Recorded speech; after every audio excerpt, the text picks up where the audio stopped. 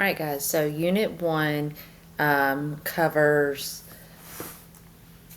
exploration and the slave trade in the original 13 colonies. So some of the original Native Americans, so in and around the Alabama area where we live, so the Mississippian cultures, these are all the different Native American cultures that were in and around these areas. So they were corn based, which is what this is, maize based.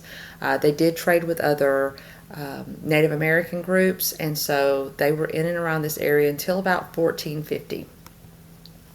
So European motivations for exploration were the three G's: God, the spreading of Christianity; gold, wealth, to expand their wealth for their country; and then glory. All these different monarchs were competing to see who could have the most money and the most glory amongst them, and so they were all competing amongst each other. And the Columbian Exchange comes out of this because it's named for Christopher Columbus, who discovered the Americas. And again, he was looking for India because he was looking for a new trade route. He found the West Indies, as we originally called them, and thought he found India because the people there, the Native Americans, looked similar to people from India. So, which is why we called what we now call Native Americans, we called Indians for almost 500 years, because he incorrectly thought he had reached India, and he went to his grave thinking that he reached India. So we call this exchange that progressed after his discovery of the Americas the Columbian Exchange. And so this is just a transfer of goods from the old world, which is Europe and Africa, to the new world, which is the Americas. So North America and South America to Europe and Africa. So things coming out of Europe and Africa would be apples and bananas, and unfortunately diseases and people. Coming out of the New World, things that were in the New World that were native to the New World would be things like corn and peanuts and pecans and vanilla and turkeys and those sort of things. So they exchange these things, and so diets changed dramatically.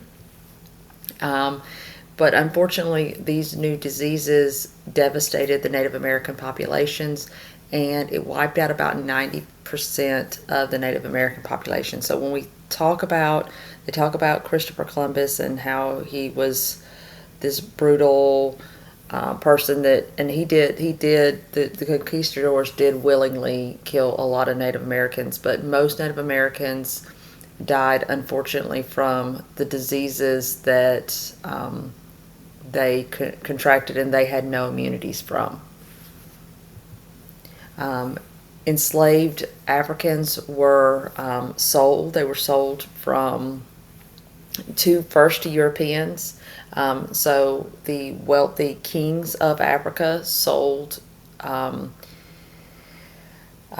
people that were basically prisoners, or tribes that were warring with each other, then they had taken prisoner, and they sold them to the Europeans, and that was basically their punishment for a crime or something else like that.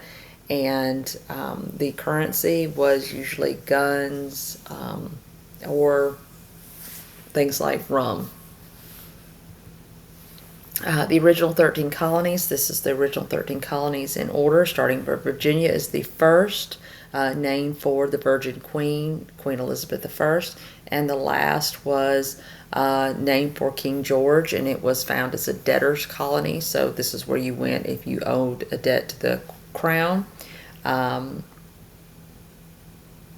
so if you click on this link, I'm going to post a PDF of this as well. So if you click on this link, you can actually watch a short, about 10-minute video about the original 13 colonies.